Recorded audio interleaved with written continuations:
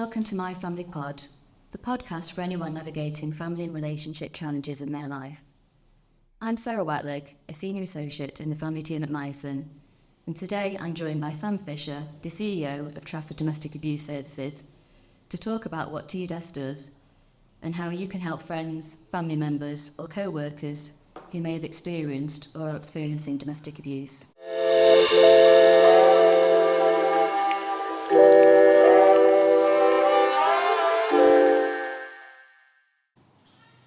Thank you for being here, Sam. Would you like to introduce yourself and tell us a bit more about what you do?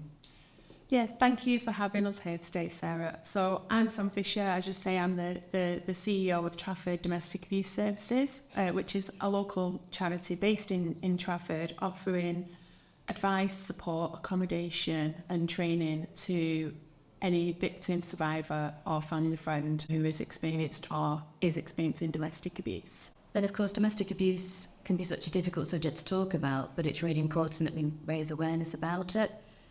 I was reading from the crime survey for England and Wales that an estimated 2.3 million people aged 16 years or over experienced domestic abuse in the year ending March 2024, which is a significant amount of people.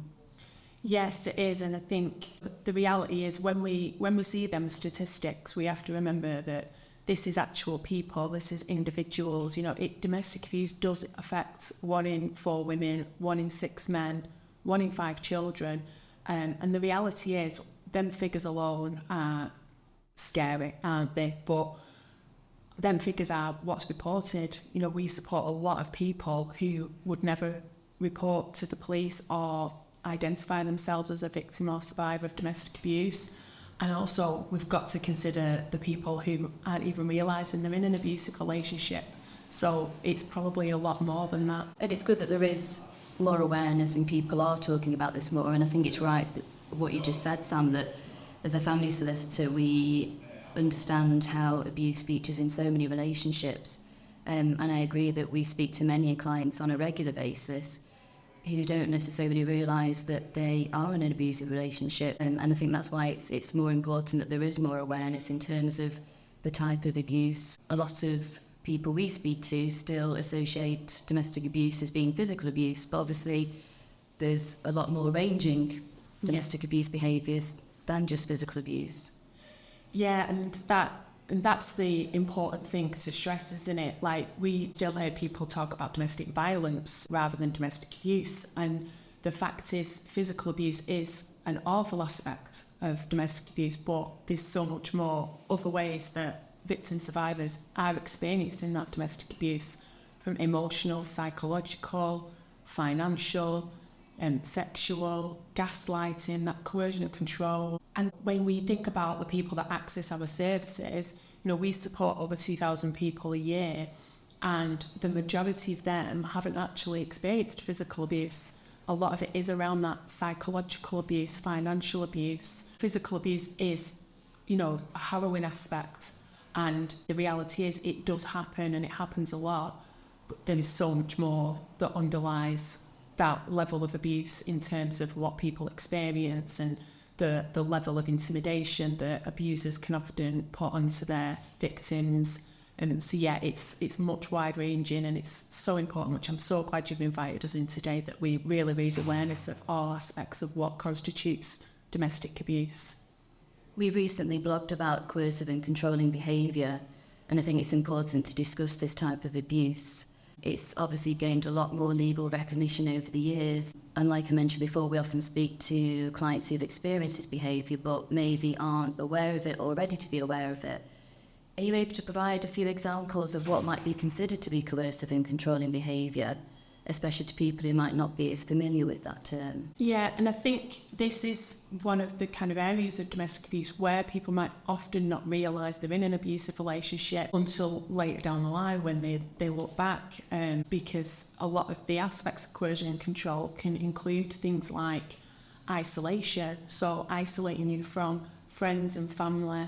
And initially, when you start in a relationship, that might not be you're not allowed to see them. It's small kind of barriers that they put in place to isolate you over a period of time. A lot of that coercion control, it can be coming down to controlling what you wear, what you eat. The financial abuse can often come into coercion and control as well, in how you're allowed or not allowed to manage your finances. Like I say about the isolation, so putting you away from your support networks, which is vital to all of us, isn't it, as human beings, that we have them support networks.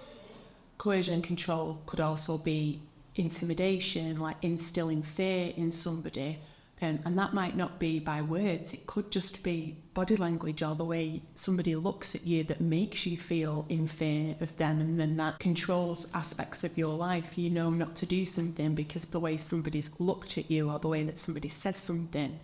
It's so wide ranging. A lot of the psychological abuse that victim survivors experience underlies that coercion and control. When people deny what you've said, make you question your own reality, which is where gaslighting can often come in. And I know it's a bit of a buzzword at the moment, but it shouldn't be, because the reality is that it's that psychological abuse where you put something into somebody's head where they're starting to question their own reality, that, well, I didn't say that to you, you must have done that, or that, putting a lot of that victim blaming and putting it back on that person. I mean, it's so wide-ranging, and that's why, as I said, first of all, that a lot of people don't actually realise what they're experiencing, because there's them subtleties at the start. I was going to say, it's very subtle, isn't it? And when you've experienced that over such a prolonged period of time, it's going to be very difficult for you to understand that, but then also to take steps to deal with it if you're not completely aware with it, or if you're so worn down by it in terms of someone's behaviour towards you. I think what I found quite useful, and will include a link to this within the podcast, is the video that TDAS had produced with Life Church Manchester called Words Matter. And I think the video is really helpful to break down some of those stereotypes of domestic abuse and raise awareness about it as well. Are you able to tell us a bit more about the video and what you wanted to achieve with that? Yeah, so the main aim when we approached Life Church and wanted to raise awareness was around, it was pretty much around a myth busting and that educational piece, not just for victim survivors but for friends, family, the public, professionals, employers, because words do matter, and the way that we respond and support somebody who's experiencing domestic abuse can really determine whether they access help. So I think the key aim for that was around that awareness raising for everybody, in terms of, that myth-busting aspect of what a typical victim may look like. Some of the things that we often hear people say, and also raising that awareness of where people can get support from, and that there is support for people out there, even if they're not experiencing abuse right now, and it's a historic thing. That emotional tie, that emotional, abuse that they've experienced is long-lasting and long-impacting. And so, it was absolutely around raising that awareness. I think what really struck me when I watched the video is one of the typical questions is, why don't you just leave? And I think what was addressed so well in that video is the fact that, well, even when you're in a healthy relationship, it's not that easy to separate and leave. So how does someone who's been a victim or survivor of abuse necessarily make that decision so easily?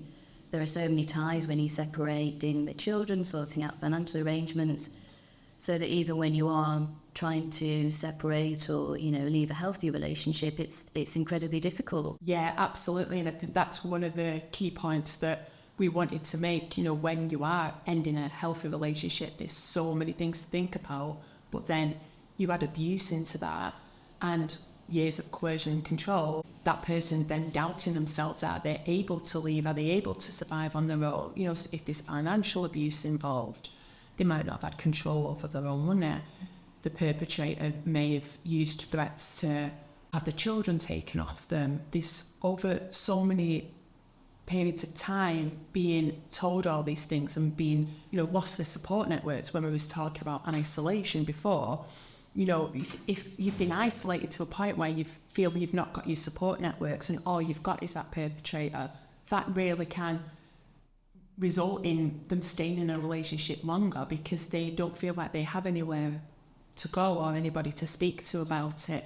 I think the fact of really homing in on how difficult leaving a healthy relationship is will hopefully enable people to understand how difficult it is to leave an abusive relationship. And we need to stop saying, why don't you just leave? Or we need to be changing that narrative and saying, well, why don't they just stop? Like, we can't be victim blaming. The onus is on the abuser. And I think that was one of the key messages we wanted to get across in the video. Yeah, I mean, it really does. It's really helpful. At Myerson, we will help victims of abuse if they need legal protection from the family courts by way of non-molestation orders or occupation orders, or we can apply for urgent applications to safeguard children, such as prohibited steps orders to prevent a parent from exercising their parental responsibility and removing a child from a parent. But what practical support can TDAS offer to victims of abuse trying to leave abusive relationships? We offer a lot of emotional support. Our staff are trained to, support victim survivors with the emotional aspects. But practical, it could be anything from support with housing. It could be whether they need to move house or they need target hardening on their properties, which are safety measures like cameras, window locks and things, if they want to stay safely in their own home. It could be support with their children. So we have group programs that children, young people can attend, because a big part of the support that we want to offer is building the relationship and attachment between children and the non-abusive parent, because sometimes that can be really affected when they've been living in a household with abuse. Financial support and budgeting, especially where there's been financial abuse. So we do a lot of work on independent living skills and supporting them with applying for legal advice and advocate for them at any meetings that they may have. It's very person-centred, so each individual is supported based on their immediate individual needs. And we work, collaboration is one of our key values, and we, are so passionate about working with partners to make sure that holistic support is provided to all victim survivors regarding anything that they feel that they need to move on with their lives. What was important, what you mentioned before, is that one of the other assumptions is that there is no typical victim of abuse. Many people will think that victims of abuse must be a certain gender, age, class, or in a certain type of relationship, but really any person can be a victim of domestic abuse. If our listeners are looking at supporting friends or family members or co-workers, are there any signs to look out for that might suggest that someone might be experiencing domestic abuse? Yeah, and I think, you do have the typical signs that people would often mention, like physical marks and emotional distress. I think the key thing would be a change in character as the person are they cancelling meetings? Are they not coming to social events as much? When they are they constantly checking in with their partner? Going back to another aspect of coercion control is that, we've got this huge digital issue now, haven't we, where people's locations can be tracked, or like social media is used. That digital abuse is an up and coming thing because of the way technology is now, and so there's all these kind of early signs that you could spot in somebody. And don't get me wrong, it could be something else is going on for them, but I think that the key thing is that change in character. When you're thinking about, as an employer, people consistently being late or needing time off, is there something going on there that they're needing support with? So it's about how we approach that and how we make sure that we're being trauma informed in, our words do matter, and how we support somebody who may be going through domestic abuse is just vital. And there's many kind of early warning signs and red flags, but it is difficult to pinpoint it to domestic abuse. So it's just about being able to be open and honest and have them conversations, know that there's support there for people and who might not be ready to talk to you straight away, but eventually they will, as long as they know that there's support there for them. I think you're right, it's about being there, isn't it? And it's about asking people, are they okay? Is there anything going on for them? And is there anything that you can do to help? And I know that TDAS has a lot of resources online that would help people who might have some queries about friends or family members or co-workers who they might be worried about. I think it's important that people are aware that these services aren't just for victims or survivors of abuse, but also for people who might feel that they need some additional support in, say, supporting a friend as well. Yes, absolutely. And, we have a support line which is not just open to victim survivors, it's open to friends, family, professionals to ring for advice. So we do get quite a lot of friends and family members who are concerned about somebody, who they love and who they care about, and we will offer that advice and support and try to navigate them through that difficult period.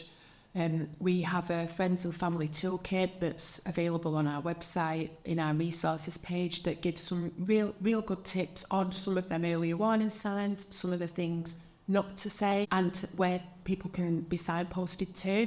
Because going back to the coercion and control, the perpetrator's aim of isolating victim survivors from their friends and family. If you're concerned about a friend or a family member, and you come in and you say them things like, well, why don't you just leave? The perpetrator's getting what he wants, because that's another kind of angle of isolating you, because the victim's then going to feel like that they can't come to you because shame, guilt. So that resource toolkit that we developed is really key for friends, family members to look at, to know what to do or how to support in them situations. And yeah, you're right, services are available for people to get that advice as well, not just those who are experiencing it or have experienced it. I think just picking up on what you mentioned about power and control, that abuse is about power and control, so that when a survivor gets to the point where they do want to leave, they're threatening the power that abuser has. So like you mentioned earlier, it's about doing it in a safe and managed way, isn't it? Because if someone does want to separate, the research shows that that's often the most dangerous time for that person. If their abuser is aware that they want to separate and leave, they feel that they're losing that power and control, and may then act out in a way to try and regain that control. So it's really about just making sure that any steps taken are done in a safe and managed way for that person. Absolutely, and I think you've really kind of stressed the importance of that safety aspect, because you're right, when somebody's ending a relationship, it really increases the risk to that victim survivor, because they're losing the control and the power. That's often when, if there hasn't previously been physical harm, that's often when physical harm can come into play as well. So it is a really risky time for people, and that's why services like ours and our support team are there to really help do that in a safe way and make sure that the victim survivor, and if there is children involved, are as safe as possible while they're making that life-changing choice. It would always be our priority as well. So the family team here, when they're supporting anyone in that situation, would always want to make sure that any steps that we take are managed in a safe way. And we know that we need to provide a safe, non-judgmental space for survivors and victims of abuse. And we know from clients that we've dealt with previously that it won't often be the first attempt to leave when someone does finally separate and leave, and that we see clients who've maybe tried a few times previously before they actually can make that final separation, simply because it just is not that easy for them to do. No, when somebody's had control over you for so long, there is still that fear and the shame and guilt that victims often feel, and they do return, and it's so important that they're not judged for that and they're supported with that as well. It can take a long time for somebody to finally break that cycle and leave an abusive relationship. So it's great that we have agencies and services and solicitors firms like yourselves that really understand that and are able to support people and in a non-judgmental way, because it will take time. And in terms of the other work that TDAS do, I understand that you do quite a lot of work with young people to support them and understand how to have healthy relationships. Are you able to tell me a bit more about the work that TDAS do with young people in schools? Yeah, absolutely. One of our main objectives is around prevention of domestic abuse. We have refuges, we have accommodation. We want to get to a point where they're not needed, because we're getting to people at an earlier stage where they're not having to flee their own homes. So, and a big part of that is around education and awareness. So we have our Supporting Young People's project, which is 2 elements. We have a teacher training offer, so we will go in and educate and train teachers on how to identify abuse, how to deal with disclosures, signposts to services that can support.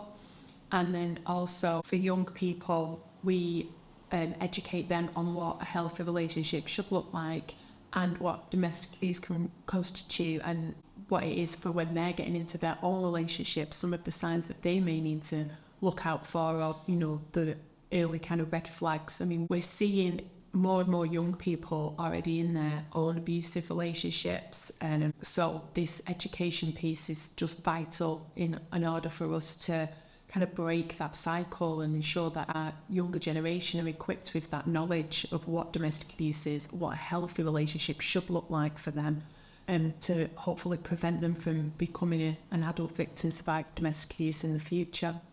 It's so important for that early intervention, isn't it? And it's important that training is offered to other companies so that they can look at how they can support employees and understand more about domestic abuse, so that it's something they can look out for when looking after their employees. Absolutely. We have quite a large training offer that's, accredited training, and we do it all bespoke as well, because we appreciate different companies will be dealing with, different things. So we need to make it relevant, but that can be from basic domestic abuse awareness to educating line managers, HR teams, on supporting their colleagues or, their staff who might be experiencing domestic abuse. We're talking about the statistics before. If 1 in 4 women or 1 in 6 men experience it, it is going to be happening in the workplace, and we need to make sure that companies are equipped with that knowledge. And we're not expecting them to be able to provide the direct support, but it's, again, just that words matter piece, isn't it? The right thing to say, making sure that, your staff know that if they need support, if what they're going through, they know that their employer will take it seriously, and there's policies and procedures in place, and there's staff that have had the appropriate training so they feel comfortable in being able to share that. So yeah, we do offer a large training package to support people with that. But I think you're right that even if it just provides some information to someone, it might just help you to think about a friend or a family member or co-worker who may be going through something.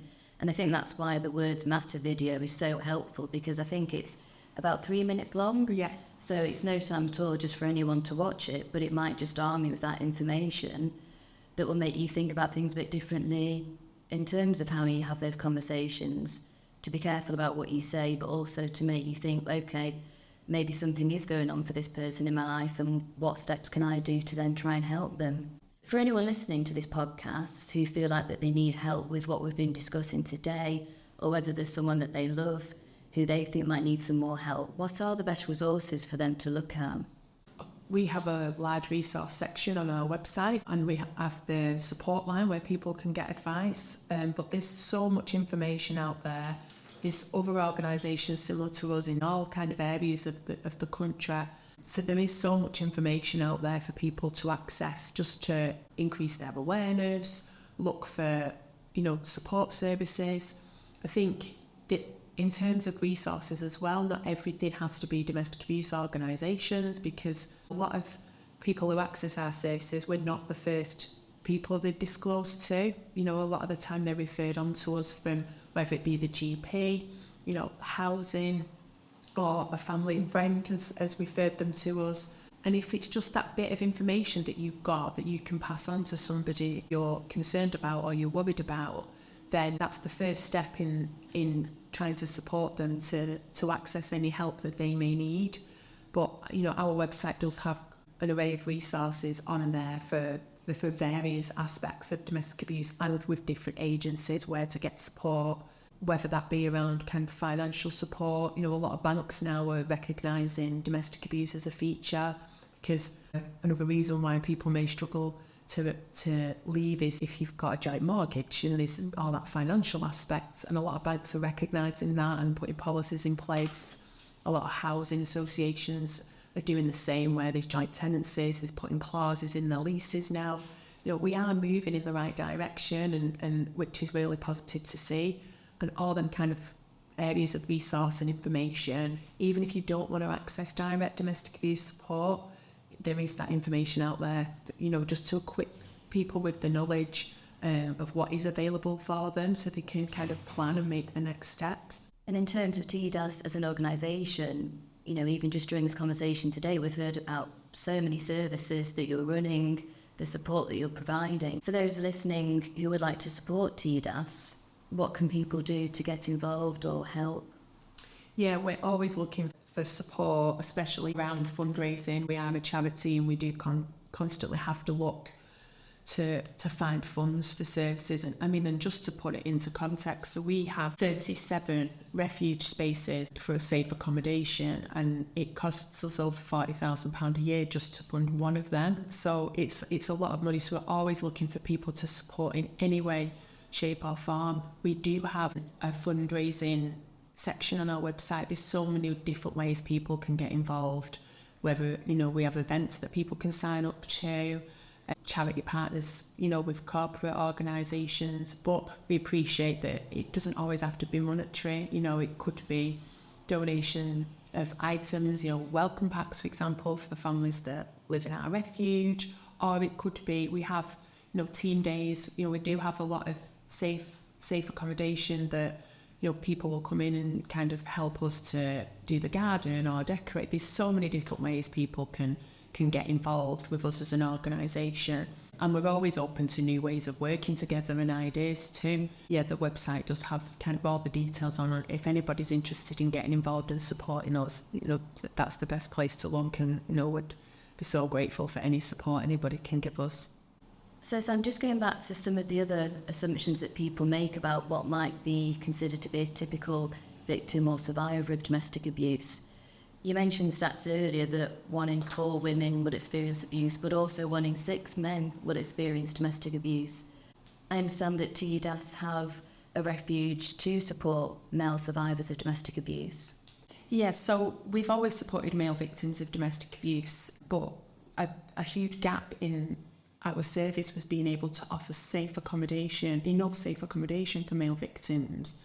So we kind of looked at an innovative way of doing that 2 years ago, and opened the first male refuge in Greater Manchester, Oak House. So we have a male safe refuge that houses 6 men at any one time, and it's been a huge success in the 2 years we've opened the refuge, and that's been with support from other Greater Manchester boroughs as a kind of collaboration support for male victims, because there isn't enough refuge space full stop for any victim survivor across the country, but male victims there certainly isn't many. So that is a project we're extremely proud of, and another step in breaking the myths and changing the narrative on male victims of domestic abuse, because they deserve safety. They deserve to be able to move on with their lives and be free from domestic abuse as well. And in terms of that awareness for male victims, do you find that there are less male victims still coming forward in terms of opening up about abuse that they've experienced?